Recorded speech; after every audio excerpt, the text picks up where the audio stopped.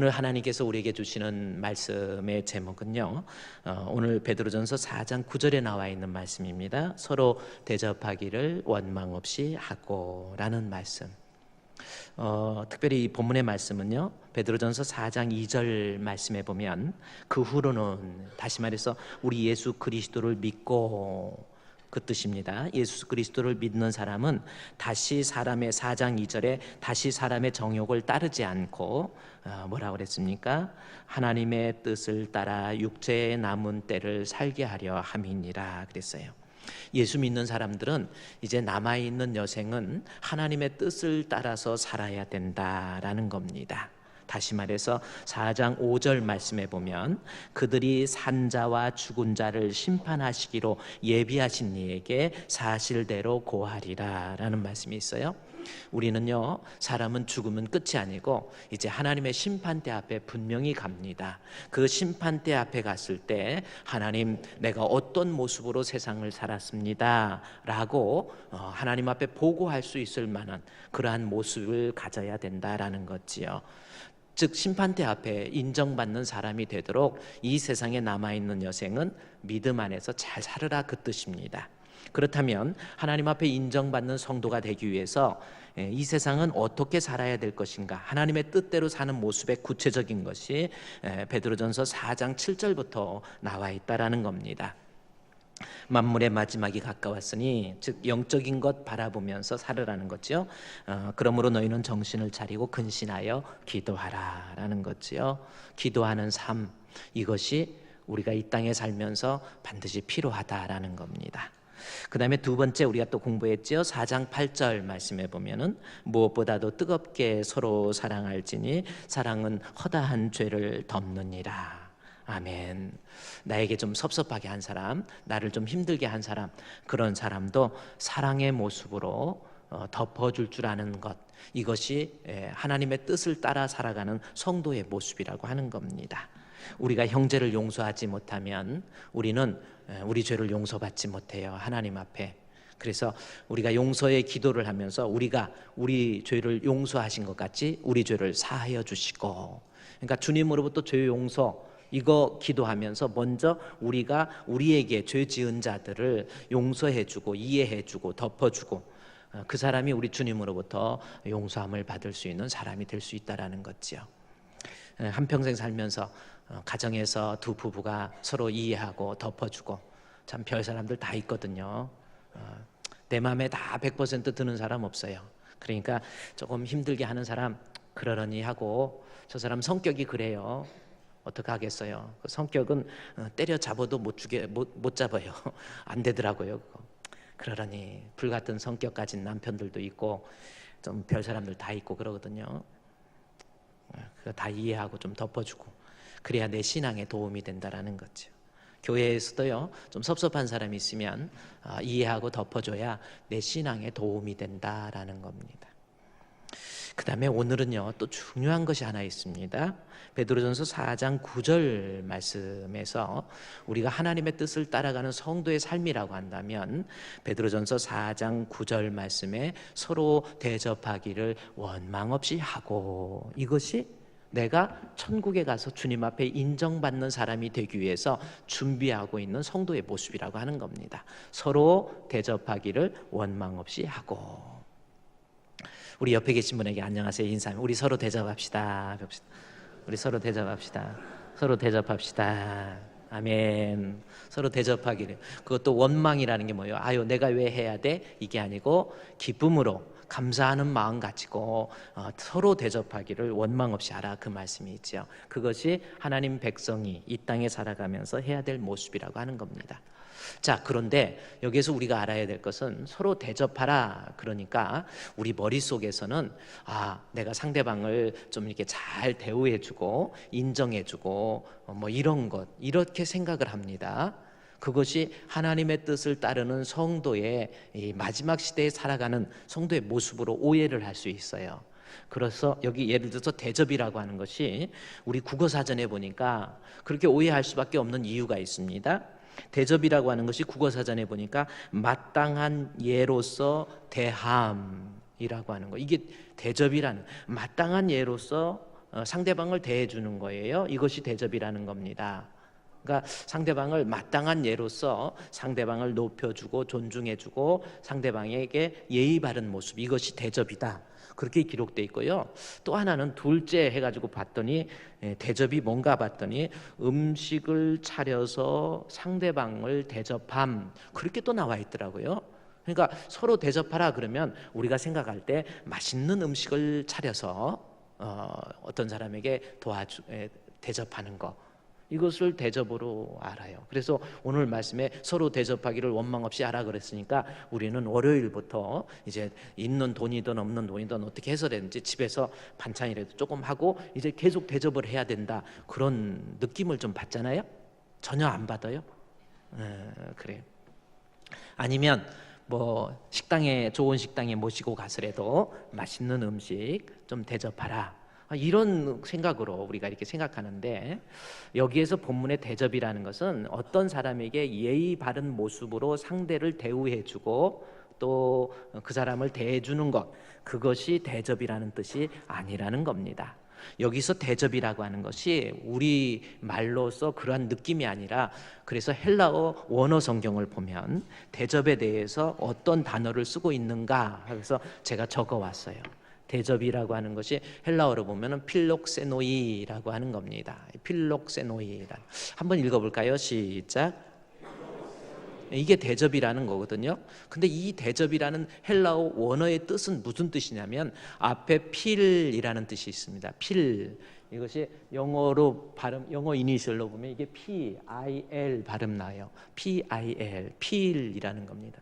여러분 필 하면은 뭐예요? 뭐 어떤 느낌입니까? 필이 와요? 필 하면 좋다, 이런 뜻입니다. 사랑한다 라는 뜻이 헬라어의 필이에요. 필아델피아, 필라델피아 있죠? 아델피아라고 하는 것은 형제, 그래서 필라델피아 하면 형제 사랑이라는 뜻입니다. 이 필이라고 하는 것은 좋다 혹은 사랑한다, 이런 뜻이에요. 라틴어로 아모레라는 겁니다. 아모레, 아마무스, 아마틴 해가지고 이 라틴어, 이 필이라고 하는 것은 사랑한다, 좋아한다, 아낀다라는 겁니다. 그리고 이 단어 다음에 필로, 이게 필로스, 그래서 여러분 아가페, 필로스, 에로스 뭐 이런 말 있잖아요. 에로스는 이성 간의 사랑이고 필로스는 형제 간의 사랑이고 아가페는 부모가 자식을 사랑하는 무조건적 사랑 표현할 때, 사랑이라는 단어가 그때그때마다 틀린데 이 필이라고 하는 것은 형제 사랑입니다. 형제를 필로, 이거는 이거는 이 단어는 필록세 S 발음, 필록세, 이건 N 발음이 나옵니다. 필록세노이라는 거예요. 그래서 이 크세노이라고 하는 이 단어가 무슨 뜻인가 봤더니 필로스는 좋아한다, 사랑한다, 크세노스라고 하는 것은 나그네라는 뜻입니다. 그래서 대접이라는 단어의 원래 헬라어의 뜻은 사랑 플러스 나그네. 그래서 대접하기를, 서로 대접하기를 원망 없이 하라, 그런 것은 결국은 나그네를 사랑하고 그 나그네에게 필요한 것, 그것을 얼마든지, 그것이 물질이 됐던 아니면 집이 됐던 뭐든지 충분히 공급해 줘라 라고 하는 것이 형제 사랑하기를 계속하고 원망 없이 하고 라는 말씀의 뜻입니다. 여러분 나그네 사랑하시기 바랍니다. 그러면 나그네 하면은 우리가 생각할 때, 여기서 나그네 하면은 집이 없고 갈 데가 없고 그냥 떠돌아다니는 베거라고 얘기하잖아요. 그런 느낌. 서울여객 같은 데 가면은 노숙자분들이 계신데 그분들을 잘 대접하라, 그분들을 사랑해라, 이것이 성도가 가져야 될 사랑의 모습이다, 그렇게 이해할 수 있는데, 여기서 나그네, 크세노스라고 하는 나그네는 그러한 나그네가 아닙니다. 그러한 나그네가 아니에요. 그래서 기독교는 불쌍한 이웃을 돕는 것이 기독교다, 이렇게 생각하는 것도 잘못이에요. 불쌍한 이웃을 돕긴 도와야 되지만 그것이 기독교의 본질은 아닙니다. 저희 어렸을 때는 동양아치라고 해가지고 거지 아저씨들이 되게 많아요. 거지 아저씨, 또 문둥병에 걸린, 한센병에 걸리신 분들도 있어가지고 이렇게 지게 여기다 보따리 하나 메고 이러고 걸어오셔가지고, 저 어렸을 때 혼자 이렇게 마루에서 이렇게 있으면요, 막 제비 새끼들이 와갖고 쭉막 찌찌배배 하고 제비가 막 이런 거 보고 있다가 조금 있으면 어떤 무서운, 그때는 베거 아저씨가 얼마나 무서웠는지 아무 소리 안 해요. 그러면 광에 가서 쌀을 한 바가지 떠가지고 갖다 둬줘야 그냥 가고, 좀 그랬던 기억이 나요. 문둥병에 걸리신 분 와가지고 와가지고 아무 소리 안 하시고요, 돌 막 던지고 막 그래가지고. 그런 거 없었어요? 어렸을 때는 좀 그래 되게 무서워가지고 그랬는데, 우리가 어쨌든 그런 나그네들, 그러한 사람에 대해서 우리가 사랑할 수 있다라는 거, 이것이 성도에게 필요한 건 맞아요. 그런데 지금 본문에서는 그 사랑이 아닙니다. 크네소스라고 하는, 아까 다시 필로스 크네소스, 필록세노이라고 하는 단어를 헬라어의 단어에 보면은 그 필로스 크네소스라고 하는 이 크네소스라는 단어가 그 뜻이 무슨 뜻이냐면, 나그네는 나그네인데 이때 당시 AD 62년, 3년, 4년, 5년 그때 당시에 이 나그네라고 하는 건, 크네소스라고 하는 것은 뭐냐면, 집이 없고 먹을 것 없고 다닌 건 맞지만 이 사람들이 집이 없고 먹을 것이 없고 입을 옷이 없었던 이유는 뭐냐면, 예수 그리스도의 복음을 받아들이고 난 다음에 그 은혜에 너무나도 감격해가지고, 예수야말로 생명의 주가 되시는구나, 예수 믿으면 천국 갈 수 있구나. 인생이라고 하는 것이 그 당시에 얼마나 많은 종교들이 있었습니까? 그러한 가운데서 복음을 받아들이고 난 다음에 그 복음의 은혜에 감격해서, 나는 이제부터 일생 동안 살아가면서 이 그리스도의 복음을 위해서, 그 그리스도의 복음을 전파하다 죽어야지 라는 마음을 가지고 그저 복음 들고 동가숙 서가식 하면서 먹을 것 없고 입을 것 없으면서도 여기저기 다니면서 예수가 그리스도심이라고 하는 것을 증거하고 전하는 에반젤리스트, 선교사들이 바로 이 크네소스라고 하는 나그네라는 말의 단어의 뜻입니다. 따라서 베드로전서 4장 8절 말씀에, 무엇보다 4장 9절 말씀에 서로 대접하기를 원망 없이 하라라고 하는 것은 결국 무슨 뜻이냐면, 우리가 이 땅에 살면서 그리스도의 복음을 위해서, 그리스도의 복음에 감격해서 아프리카든 또 동남아시아든 러시아든 유럽이든 어느 곳에 가든지 내가 그리스도의 복음을 증거하기 위해서 힘쓰고 애쓰는 사람들을 위해서 협력하고 선교를 도와갈 수 있는 그러한 사람이 되라라는 뜻이에요. 따라서 베드로전서 4장 8절 말씀에, 4장 9절 말씀에 서로 대접하기를 원망 없이 하라는 거예요. 원망이 뭡니까? 내가 왜 선교해야 돼? 내가 왜 복음 전도하고 선교하는데 내가 왜 헌금을 해야 돼? 지금 우리 교회 건축도 하고 너무나도 힘든데, 내가 살기도 힘들어 죽겠는데 왜 선교해야 돼? 그런 거 그렇게 하지 말고, 어려운 거 다 알고 힘든 거 다 알지만 내가 그리스도의 복음을, 은혜를 받은 사람으로서 마땅하게 그리스도의 은혜에 감격해서 나만 예수 믿고 구원받을 것이 아니라 그리스도의 복음을 위해서 힘쓰고 애쓰는 선교사들을 위해서 내가 가지는 못해도, 그것이 물질이 되었던, 기도가 되었던, 수고가 되었던, 헌신이 되었던 그 선교사들을 위해서 코퍼레이션, 협력하는 사람이 되라라는 뜻이에요. 그리스도의 복음을 위해서 협력합시다. 아멘. 할렐루야. 그것이 하나님 앞에 갔을 때 인정받는 성도의 삶이 될 수 있는 거예요. 예수 그리스도의 복음을 증거하기 위해서, 내가 우리 교회에서도 그렇잖아요. 그렇습니다. 정말 이렇게 아름다운 교회, 이 넓은 땅, 교회 땅 3,500평 구입해가지고 교회를 양쪽으로 지어가지고 얼마나 우리 성도들을 정말 눈물로써 희생하고, 먹을 것 못 먹고 입을 것 못 입고 아끼고 전략했다가 하나님 앞에 예물 드려가지고 이렇게 교회를 이렇게 해놨어요. 교회 생각할 때마다 저는 진짜 눈물이 나요. 어떤 때는 그냥 아찔하게 눈물이 그냥 그렇게 납니다. 정말 하나님의 은혜예요. 그렇게 힘들게 복음을 위해서, 교회를 위해서 수고했는데, 제가 어느 날 저 의왕시에 신방을 갔다 오다가 우리 부목사님이 차 운전하고 갔다 오는데, 의왕시에서 그 뼈 수술을 잘하는 병원에 우리 어떤 성도가 하나 있어서 거기 예배드리고 오다가 고속도로에서 뒤에서 차를 받은 거예요. 교회 지어놓고 좋다고 뭐 하니까, 교회 규모가 커지니까요, 어디 가든지 막 안녕하세요 목사님 막 하고, 막 어디 밖에 나가도 뭐 벌써 이제 조금씩 알아봐요. 저도 연예인 수준이야. 꼭 인물이 잘나서 그런 것만은 아닌 것 같아요. 그래갖고 사람들 우리 교회 여기 리모델링 다시 꾸미면서 커튼 하시는 분이 딱 오시더니 저를 딱 보더니 5년 전에 커튼 해놨는데 이 커튼 문제를 뒤에 좀 조절한다고 오셔가지고 이렇게 보더니 목사님 안녕하세요. 목사님 극동방송에서 설교하는 거 제가 다 듣고 있습니다. 그래, 목사님 안녕하세요. 그랬더니 목사님 멋지시네요. 그거보다 더한 말도 있었지만 내가 더 이상 언급을 회피하고 그래 참 이제 막 그래. 그러다 보니까 교회 지어놓으니까요 이제 막 사람들이 막 하고 뭐 어디 가면은 막 안녕하세요 목사님 막 그러고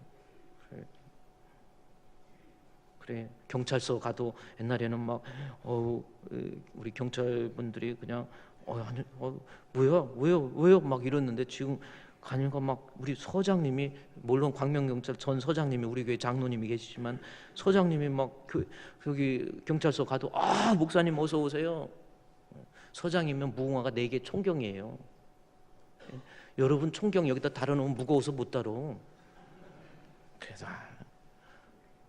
시청에 가도 막 목사님 오셨어요. 국장님, 시장님이 안녕하세요. 막 그러다 보니까 좋아요. 그런데 선교도 안 하고 좋다 했는데 의왕에서 차 타고 오다가 뒤에서 꽉 받았어. 에쿠스가 받았습니다. 에쿠스가 받아가지고 에쿠스가 직접 저를 못 받았고 가운데 끼어있는 차가 있었는데 그 차를 받으니까 그 차가 나 받은 거예요. 그리고 그 차는 받으면서 3차선에서 1차선으로 뛰쳐나가 버렸어. 여자분인데 아마 막 유리는 다 깨지고 거의 됐는데 우리는 뒤에서 딱 받아가지고 그리고 제가 아내 우리 산모가 옆에 타고 제가 옆에 타서 딱 받았는데 우리 산모는 고개가 까딱 이렇게 슬로 비디오로 보면 그렇게 됐을 것 같아요. 그래가지고 목 디스크가 오고 좀 그랬습니다. 지금은 하나님께서 치료해 주셨지만 저는 그래도 괜찮아요. 순간 딱 들리는 하나님의 음성. 너 교회 지어놓고 폼 잡고 다니고 네 잘난 체 하고 다니는데 너 네의 본질 너 잘 먹고 잘 살으라고 교회 지어놓고 성도들 끼리끼리 놓고 여기가 조사원 해갖고 우리 성도들하고 뭐 그러라는 게 아니에요. 선교하라는 거예요. 그래 하나님 잘못했습니다. 그래가지고 그런데 하나님 지금까지는 우리 성도들 건축하는 얼마나 힘들었어요. 난 도저히 못하겠어요. 그래놓고는 합리화시키고 선교를 안 했어. 근데 하나님께서 딱 뒤에서 정말 그냥 강한 팔로 하나 등을 한번 딱 때리는 것 같아. 그래 내가 본질로 돌아가야 돼요. 나를 구원해 주신 주님의 은혜에 감격해서 복음 전도해야지 해가지고 우리 성도들과 함께 전도해야지 해가지고 그때 생각해낸 것이 건축해서 너무너무 힘든데 우리 성도들한테 어떻게 헌금하라고 말할 수 있을까. 그래도 성도가 천국 가서 하나님 앞에 인정받는 방법이 선교인데 해가지고 커피 아프리카에 우리 한용성 선교사가 있고요. 그런데 그 선교사님이 저한테 얘기해요. 커피 한 잔 5,000원이면 아프리카의 한 생명이 한 달을 살 수 있대요. 옛날에는 1,000원이면 살 수 있는데 옥수수 값이 엄청 올라가가지고 이제는 한 5,000원 정도 줘야 한 사람이 한 달을 살 수 있다라는 거예요. 그래서 선교하자 해서 우리가 5,000원의 기적 커피 한 잔에 한 생명 슬로건을 내걸어가지고 1인당 5구자 넘지 마라. 오래 가자 오래 하자 해서 25,000원 이상 넘으면 금융실명법 위반으로 구속할지 모르니까 정하고 싶으면 여러분 자녀들 이름으로 하세요 해가지고 우리 커피 한 잔에 한 생명 5,000원의 기적 헌금이 거기서 나온 거예요. 우리 성도들이 헌금을 막 정말 성도들이 신앙생활하면서 10,000원도 큰 돈이거든. 그거 다 모아가지고 선교 헌금한 거예요. 그래 우리가 필리핀에 넣고 필리핀의 권영수 목사님 같은 경우는요 옛날에는 지금은 좀 줄였지만 옛날에는 $10,000씩 한 달에 $10,000씩 보낸 적도 있어요. 그리고 거기에 학교도 세우고 우리가 선교라는 것이 너무 귀하기 때문에 그 권영수 선교사님이 지난 10월 첫째 주 연세대학교에서요 언더우드상 그게 뭐냐면 선교사들에게 주는 노벨상이 언더우드상이에요. 우리나라의 노벨상. 그거 일반 신문에도 크게 났어요. 제가 우리 노예에 계시는 목사님이어가지고 이번에 노예할 때 제가 또 노예 임원이어가지고 축하패 만들어가지고 노예에서 전달도 하고 대단한 겁니다. 언더우드상 받았어요. 우리가 선교하는 그 산지족들과 함께 거기 가서 못 먹고 그야말로 역시 그 산속에서 다 인생 포기해버린 거예요. 애들 교육은 어떻게 할 거예요? 열심히 선교하는데 사모님이 쓰러지셨어. 암 걸려가지고. 당신 나가서 수술 받아. 한국에 수술 받고. 그래서 수술 받고 다시 또 들어가셔서 그저 산지족들과 함께 호흡하고 먹고 자고. 실제적으로 여러분 필리핀 진짜 선교사, 가짜 선교사 말고 진짜 선교사 가보세요. 정말 못 먹고 어떻게 보면요, 사람같이, 어떻게 뭐 표현이 그렇지만 저게 사람인가 동물인가 할 만큼 그러한 사람들에게 그리스도의 복음을 전해주고 예수가 그리스도심을 알려주고 예수 믿으면 영생을 얻고 그걸 알려주잖아요. 그 사람들이 사람이 변화되기 시작해요. 눈빛이 달라지기 시작해요. 하나님 앞에 찬양을 하는데 찬양을 그 사람들이 화음을 맞춰가지고 얼마나 뜨겁게 밤새고 찬양해요. 선교라고 하는 거 참 얼마나 그렇잖아요. 제가 지난번에도 우리 삼권사하고 갔을 때 불렀던 찬송 이야기를 했는데, 저는 어느 날 이 찬송을 부르면서 나를 구원해 주신 주님, 만왕의 왕 내 주께서 왜 고초당했나, 이 벌레 같은 날 위해 그 보혈 흘렸네. 십자가 내가 처음 볼 때에 나의 맘의 큰 고통 사라져. 그게 무슨 뜻이에요? 십자가를 볼 때 내 고통이 사라진다, 이게 뭐야? 내가 신앙생활하면서 선교하면서 주의 일하면서 하나님 나 너무 힘들어요. 그 이유가 뭔지 아세요? 아직도 십자가 지신 예수 그리스도가 내 안에 아직 안 들어와 있는 거예요. 교회만 다니지 진짜 예수 그리스도가 내 안에 들어와 있지 않는 거예요. 예수가 내 안에 들어오시면, 십자가를 바라보게 되면 어디 원망을 합니까? 어디 불평을 합니까? 십자가를 바라볼 때 내 마음의 고통 사라져. 오늘 믿고서 내 눈 밝았네, 참 내 기쁨 영원하도다. 십자가를 깨달으면 늘 울어도 그 큰 은혜 다 갚을 수 없네. 나 주님께 몸 바쳐서 주의 일 힘쓰리. 우리 같이 십자가 내가 처음 볼 때에 나의 마음의 큰 고통 사라져. 오늘 믿고서 내 눈 밝았네, 참 내 기쁨 영원하도다. 아멘. 진짜 내 안에 그리스도가 거하시면, 진짜 내 마음속에 믿음이 있다고 한다면, 우리가 나 잘 믿고 예수 믿고 나 그냥 교회 다니고 그 정도에서 끝날 게 아니란 말이에요. 그리스도의 구원의 은혜에 감격해서 하나님 앞에 뜨거운 믿음을 가지고 아직도 그리스도의 복음을 듣지 못하고 죽어가는 영혼을 향해서 하나님 앞에 복음을 전하고 그 복음을 전하는 선교사들을 위해서 수고하고 애쓰고 협력하고 선교 헌금하고, 이것이 베드로가 우리에게 권면한 내 인생을 주님 앞에 섰을 때에 인정받는 성도의 모습이 되기 위한 아름다운 모습이라고 하는 거예요.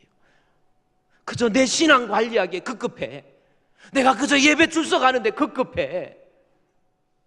아니에요. 구원의 은혜에 감격해야 돼요. 구원의 은혜에 감격해서 그냥 늘 울어도 못 갚을 줄 알아서 갚을 길이 없어서 나 주님께 몸 바쳐 주의 일 힘쓰겠습니다. 믿음이 있는 성도라고 한다면, 내 마음에 신앙이 있는 성도라고 한다면, 예수 그리스도의 복음을 땅끝까지 전하는 자, 그 복음의 수고를 위해서 협력하는 그들을 위해서 내가 하나님 앞에 기도도 하고 눈물로 기도도 하고, 내가 가진 것 아깝고 소중하지만 그들에게 필요한 것 공급시켜 줄 줄 아는 사람, 그 사람이 서로 사랑하고 있는, 나그네를 대접하고 있는 성도의 모습이다라는 겁니다. 믿음이 있으면 선교할 수 있습니다. 그 성경이 어딨냐면요, 우리 한번 로마서 가볼까요? 로마서 12장에 가보세요. 믿음이 있으면 선교합니다. 로마서 12장. 사도행전 다음에 로마서가 있습니다. 로마서 12장에 보세요. 로마서 12장에 있는 말씀에 보면 12장 성도들의 쓸 것을 13절 12장 13절 있죠? 거기에 보면은 성도들의 쓸 것을 공급하며 손 대접하기를 힘쓰라. 아멘. 그렇죠? 자, 성도들 대접하고 성도들 쓸 것을 공급하라는, 여기서 성도가 누군지 아십니까? 성도가 누구예요? 성도들의 쓸 것을 공급하며 그랬기 때문에 성도가 누군가? 성도는 펠로우 크리스찬입니다. 주님을 따른 예수를 믿는 사람, 펠로우 크리스찬. 뒤에 써놨잖아요. 제가 펠로우 크리스찬, 예수를 믿는 사람. 크리스찬 복수니까. 자, 펠로우 크리스찬, 이게 성도입니다. 여러분 예수님 믿습니까? 주품교회라고 하는 하나의 공동체 안에 있는 성도들이에요. 그 성도들에게 쓸 것을 공급해 주는 것, 이것 중요해요. 이것도. 그래서 성도들이 필요한 것, 때로는 우리 성도들이 맛있게 식사하기 위해서 내가 식당 봉사도 하고, 성도들에게 복음을 잘 전해주기 위해서 주일학교 교사로서 일도 하고, 성도들에게 찬양을 통해서 뜨거운 심령, 뜨거운 영성을 회복하기 위해서 성가대도 하고, 그게 성도들의 쓸 것을 공급해주는 성도의 모습입니다. 오늘 성가대 매일 저 배랑방만 쳐다보다가, 아니 저 이 옆에 벽을 이거 뭐라 그래, 이거 배랑방만 쳐다보다가 오늘 직접 마주보고 눈을 보고 설교하니까 되게 좋으네요. 졸지도 못하고. 그렇습니다. 저쪽에서 보면 딱 하고 조는 사람들 딱 정해졌거든. 자기가 졸다가 정신 바짝 차린 다음에 또 누가 성도가 조나 그거 찾아보고 그랬는데, 오늘은 직접 저를 이렇게 보니까 얼마나 좋아요. 성도들의 쓸 것을 돕는다. 이 펠로우 크리스찬입니다. 성도, 펠로우 크리스찬이에요. 예수 믿겠다고 교회에 온 사람들 필요한 것, 그것이 영성의 회복이든 물질적 공급이든, 그래서 가난한 자를 위해서 구제하는 것도 필요한 거예요. 그런데 또 하나 더 필요한 것은 뭐냐면 성도들의 쓸 것을 공급하며 그 다음에 손대접하기를 힘쓰라 라는 말씀이 있습니다. 손대접하기를 힘쓰라 라고 하는 말씀, 이 말씀에 대해서 사람들이 여러분 어떤 의미입니까? 손대접하기를 힘쓰라 그러면 음식을 차려, 그거 느낌으로 받는다. 손이니까 손대접하기를 힘쓰라 그래가지고 직접 무엇인가 내가 뛰어다녀서 또 맛있는 음식을 해서 뭔가가 봉사함으로 대접하기를 힘쓰라, 그런 의미로서 손을 이해합니다. 손은 그 손이 아니에요. 여기서 손은 뭘까요? 여기서 손은 뭐예요? hand 아닙니다. 손이 아니에요. 여기서 손은 손님입니다. 그래, 영어 성경에 보면요, 손 대접하기를 힘쓰라라고 하는 것이 뭐냐면 Open your house, your home. 오픈, 여러분의 집을 열어라. 누구에게? To stranger. stranger가 누구냐면 I am here stranger. 내가 여기 처음 온 사람, 어떤 사람이 길 물어보면, 미국 같은 데 가서 길 물어보면 어디로 갔죠? 그러면 I am here stranger 그럽니다. 나는 여기 나도 여기 처음이에요. 뭘 물어보세요. 그 뜻이거든. 근데 여기 보세요. 손대접하기를 힘쓰라라는 것은 open your hands to stranger. 요게 손대접이에요. 여기 open your house인데 이거 hand로, 정말 hand로 써놨네. 어떻게 손을 열어? 이것도 맞는 말일 수도 있어요. Open your hands, 손을 열어서, 이런 뜻도 됩니다. 근데 이건 영어 성경에 보면 여러분 혹시 보십시오. home이라고. Open your home, 집을 개방하세요. To stranger. 무슨 뜻인지 아세요? 나그네들. 다시 말해서 여기에서 stranger가 누굽니까? 대접이라는 것이 헬라어에, 거기에 헬라어도 뭐라고 하냐면요, 필로스. 헬라어에 보면은 로마서 12장에 나와 있는 단어를 보면은 필록세노이라고 하는 그러한 단어로서 제가 적어왔는데, 이 필록세니안이라는 단어를 썼어요. 필록세니안. 이것은 뭐냐면 크세노스라고 해서, 역시 이것도 복음을 전도하는 자들에게 집을 제공해줘라, 필요한 것 공급시켜줘라, 그거예요. 자, 그러면 여기에서 로마서 12장 13절 말씀을 다시 여러분이 보세요. 이것이 바울이 우리에게 권면하는 건데, 그래요. 신앙생활 하면서 12절에서는 소망 중에 즐거워하고 환난이 있으면 좀 참고 기도에 힘쓰면서 또 해야 될 것이 13절에 성도들에게 쓸 것, 그거 공급해 주라는 겁니다. 성도에 쓸 것을 공급해 줘요. 우리 성도들에게, 여러분 서로 주변에서 우리 성도에게 필요한 것, 그것을 위해서 헌신하고 수고하고 일하는 거 필요합니다. 그 다음에 뭐가 있어요? 손대접, 손님, 스트레인저, 우리 손님들. 여기서 손님은 나그네라는 거예요. 크네소스라고 하는 나그네, 그리스도의 복음을 전하는 자들에게 집도 개방해 주고 할 수 있는 일들을 해라. 그 뜻이 바로 손대접이라는 겁니다. 그런데 바울이 로마서 12장 13절에서 이 권면을 하면서 어디에서부터 나온 말인 줄 아세요? 나그네, 즉 선교하라, 선교사를 도우라. 그래요, 우리 5,000원의 기적헌금, 여러분 선교하는 겁니다. 선교사를 돕는 거예요. 그거 도우라 하면서요, 바울이 그냥 아무 생각 없이 선교사 도와라, 그게 아닙니다. 로마서 12장 1절을, 이게 로마서 12장 1절과 다 관련된 내용이에요. 로마서 12장 1절이 어떤 내용인지 보세요. 여러분, 로마서 12장 1절에 그러므로 형제들아, 로마서 12장 1절에 그러므로 형제들아 내가 하나님의 모든 자비하심으로 너희를 권하노니 라는 말씀이 있습니다. 여기 보면은 그러므로 두 가지 단어에 대해서 여러분이 반드시 신경을 써야 돼요. 그게 뭔지 아세요? 그러므로 라고 하는 단어와 하나님의 모든 자비라고 하는 그 두 단어, 그 단어가, 그것이 내가 선교할 수 있는 사람이 될 수 있는 힘의 근거가 되는 거예요. 그게 뭡니까? 로마서는 12장 1절인데 로마서는 16장까지 기록되어 있어요. 로마서는 1장부터 11장까지는 세상에 있는 모든 사람은 죄인입니다. 율법의 잣대로 보면은 모든 사람이 죄를 범했어요. 그래서 하나님의 영광에 이르지 못합니다.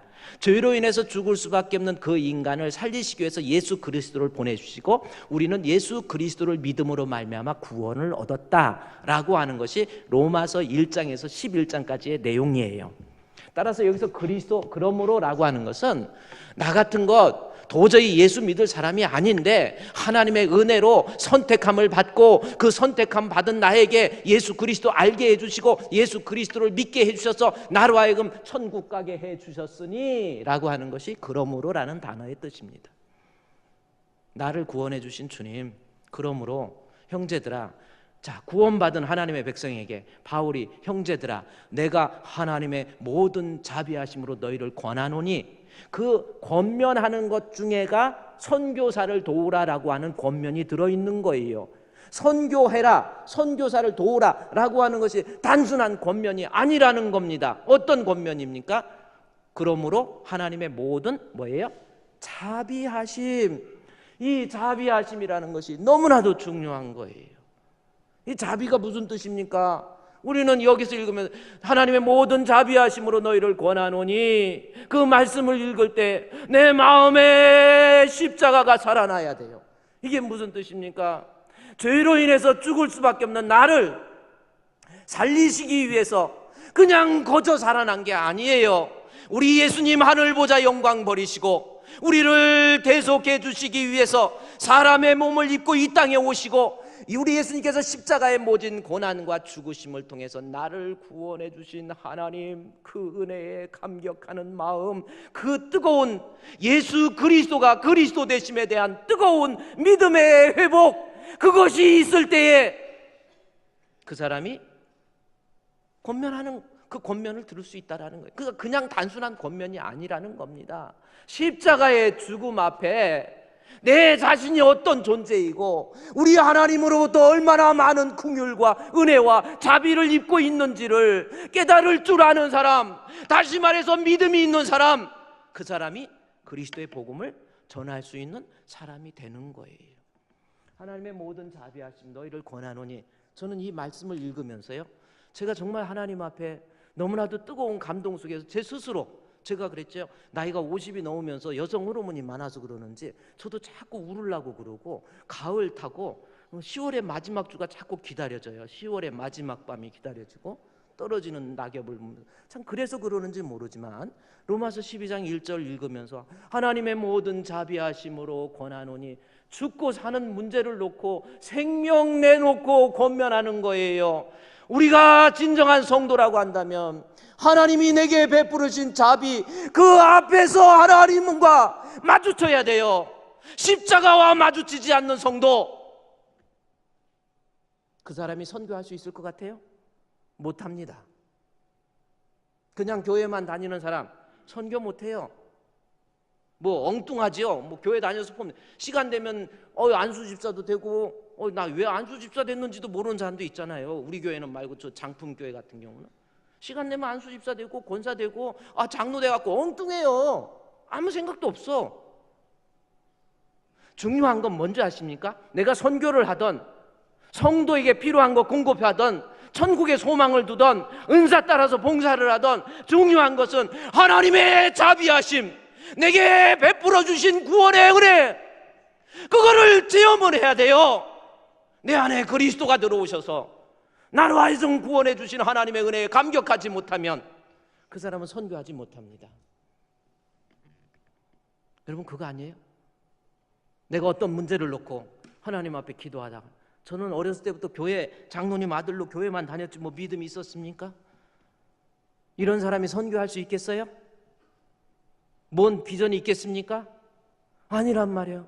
나를 대속해 주신 예수께 내 생명 모두 드리니 주여 주여 감사합니다. 나를 구원해 주시기 위해서 십자가에 못 박혀 죽으신 주님 감사합니다.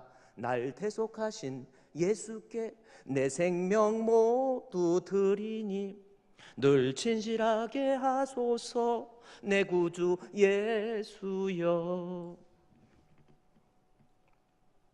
저는요, 우리 중직자들 요즘 계속 교육하고 좀 쉬고 있는데, 장로님 5분, 안수집사님 또 8분, 또 권사님들도 뽑고 막 그래요. 안수집사님 12분인가 돼요. 저는 참 바라는 게 그래요. 저분들이 시간이 돼서 그냥 안수집사 되고, 안수집사가 되고 막 장로 되고, 내가 높은 게 비어 또 나고, 그 말 안 하려고 그랬는데 막 스스로 내가 높은 게 비어, 나 어디 가니까 막 사람들이 안녕하세요 장로님 막, 그러니까 내가 높은 게 비어 해가지고 나 높으냐고 물어봐요. 또 나 높아? 그럼 높지. 얼만큼 높아? 백두산만큼 높아? 물어봐요. 아니지, 백두산 정도는 비행기보다. 그럼 내가 높은가? 그래갖고 원숭이 똥구멍은 빨개면 사과는 맛있어, 맛있으면 바나나, 바나나는 길어, 길으면 기차, 기차는 빠르면 비행기는 높아. 그래갖고 백두산. 하여튼 뭐가 뭔지는 난 모르지만은 하여튼 그런 현상이 일어나는 거예요. 왜 그렇습니까? 안수집사가 되든 장로가 되든 권사가 되든 십자가 앞에서 내 자신이 한번 문드러져야 돼요. 기도를 해도요, 하나님 앞에 정직한 기도. 그래요. 그냥 직분대 권사 됐다고 그러면서 어떻게 한 번도 심야기도 안 나오고 새벽기도도 안 나오고, 이런 사람이 권사 될 수 있겠어요? 새벽기도가 뭔지도 모르는데 어떻게 권사 됩니까? 그런 사람이 나중에 일 저질러요. 십자가와 맞닥쳐서 십자가 앞에 무릎 꿇고 나를 구원해 주신 주님 주여 감사합니다. 그 은혜의 감격이 없으면, 그 뜨거움이 없으면 선교 못해요. 그 대표적인 인물이, 제가 다음 주 살펴볼 수 있지만은 제가 오전 일부 예배에서 찾아왔는데, 대표적인 인물이 성경에 누군지 아세요? 믿음 없으면, 예수가 내 안에 진짜 들어와 있지 않으면 아무리 선교에 힘쓰고 선교사를 도우라 백날 떠들어도 안 됩니다. 그 안에 예수가 내 안에 들어와서 예수의 영이 내 마음을 주관해 주시고 내 마음속에 구원의 감격이 있는 사람, 예수를 한번 만난 사람, 그 사람이 선교할 수 있어요. 그 대표적인 인물이 사도행전 2차 복음 전도 여행 중에 사도행전 16장, 17장, 18장 세 장은 사도행전의 2차 복음 전도 여행입니다. 바울이 2차 복음 전도 여행을 통해서요, 바울이 있었던 대단한, 제가 그림 사진 하나만 보여줄게요. 바울이 1차 복음 전도라고 하는 것과 이 세 번에 걸쳐서 복음 사역을 에반젤리스트로서 순회 전도자, 나그네가 되어서 복음을 전도합니다. 예루살렘으로부터 시작된 이 복음이에요. 예루살렘으로부터 시작된 이 복음이 이 스데반의, 사도행전 7장에 스데반의 죽음이 나옵니다. 돌에 맞아 죽어요. 사도행전 7장에서 스데반이 돌에 맞아 죽었다라고 하는 것은 스데반이 정말로 참 아름다운 순교를 했다, 그걸 말하고자 하는 것이 아닙니다. 마가복음의 저자 누가는 그 스데반의 죽음을 통해서 드디어 예루살렘에 머물러 있던 복음이 그 핍박에 의해서 이방으로 퍼져가고 있다라고 하는 것이 사도행전 7장이 가지고 있는 신학적 위치입니다. 그것이 신학적인 위치예요.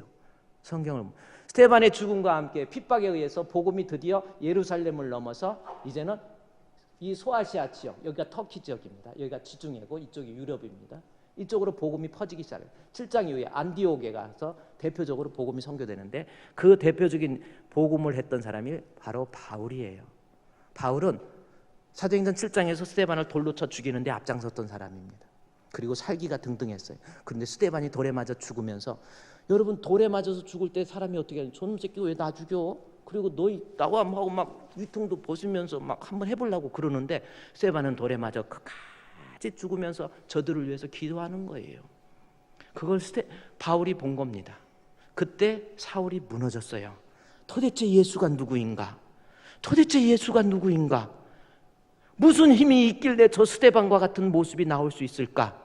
스데반의 죽음과 함께 바울이 무너집니다. 7장에서 스데반의 죽음과 함께 8장에 바울의 고민이 나오고 9장에서 드디어 바울이 예수님 만나는 거예요. 예수님 만나서 복음을 증거하기 시작합니다. 그 증거의 내용 첫 번째가 안디옥이라는 지역이에요. 1차 복음전도죠.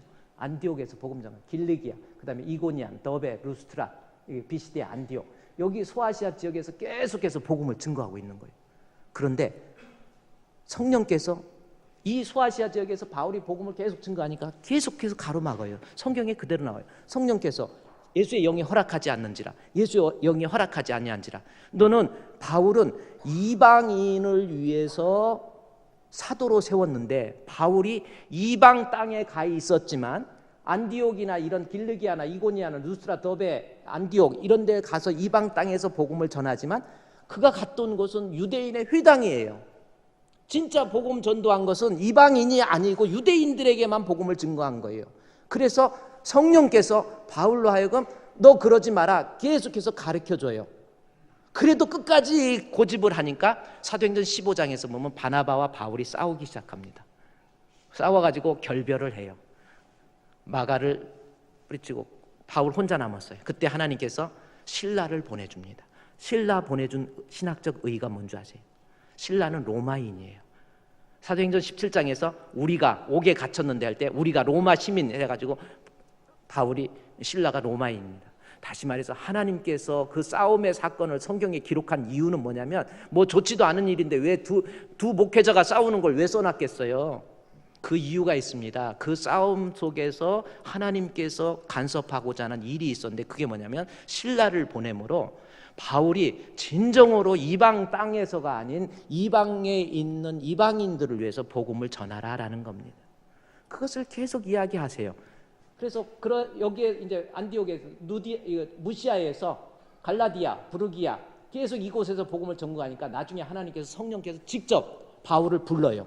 그래가지고 비전을 주는 거죠. 환상 중에 이 마케도니아라고, 여기 지중해를 건너서 이 마케도니아 지역에서 성령께서 손을 흔들면서 이리 와서 우리를 도우라, 그 이야기를 합니다.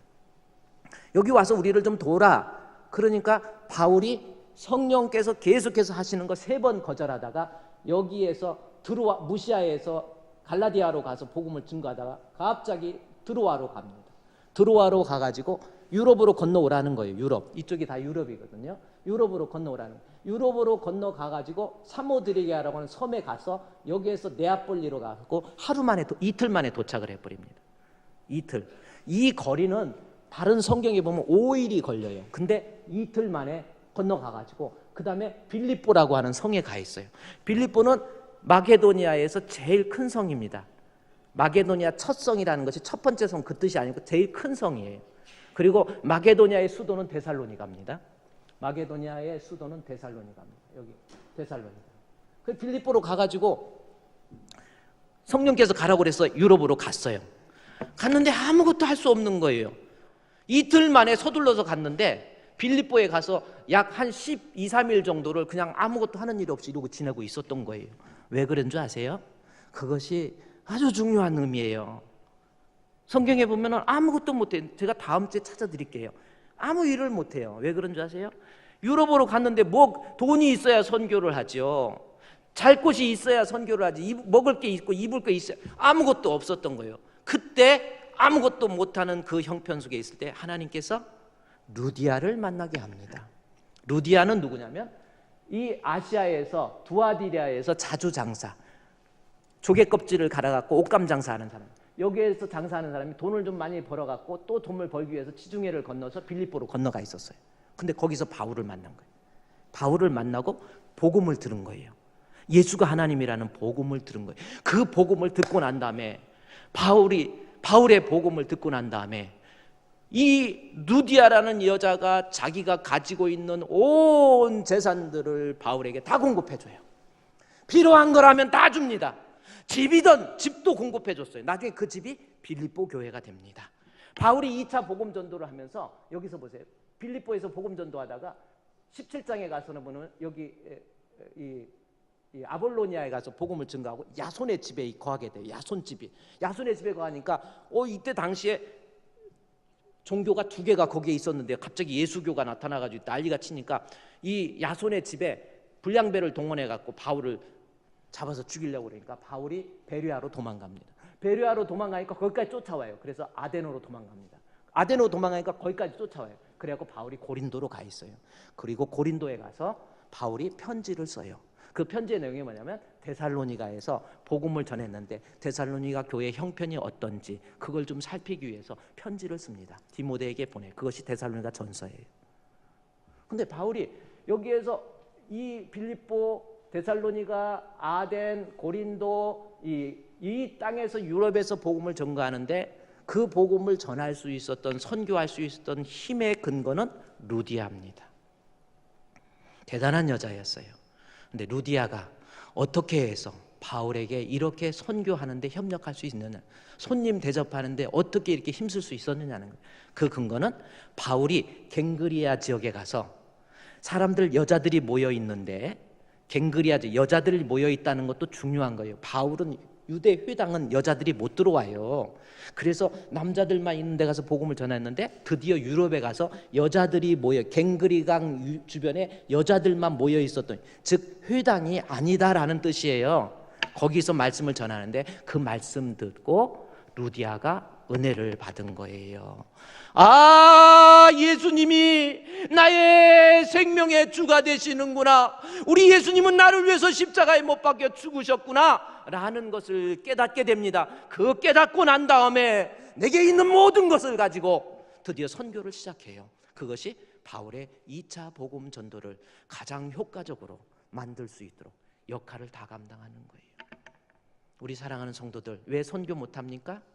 아직 믿음이 없어서 그래요. 아직 예수가 내 안에 안 계시니까. 루디아 같은 여자 보세요. 믿음이 들어가니까, 예수가 들어오니까, 날 대속하신 예수, 내 생명 모두 드립니다. 집을 들여서 빌립보 교회를 만들어 버렸어요.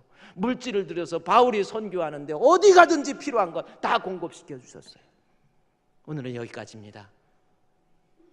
서로 나그네 대접하기를. 베드로전서 본문에 보세요. 베드로전서 4장 9절 말씀입니다. 뭡니까? 서로 대접하기를 4장 9절에 원망 없이, 베드로전서 4장 9절에 서로 대접하기를 원망 없이. 우리 대접 선교합시다. 선교사를 도웁시다. 5,000원의 기적헌금 하세요. 이렇게 할 수 있는 힘은 루디아처럼 마음속에 믿음 들어가면 됩니다. 기도하겠습니다. 하나님, 날 대속해 주신 그 믿음에 감격할 수 있는, 십자가에 맞닥쳤을 때 내가 진정으로 그리스도의 사랑을 깨닫고 그 은혜에 감격해서 선교할 줄 아는 우리 성도들 되게 해 주시옵소서. 예수님의 이름으로 기도드리옵나이다. 아멘.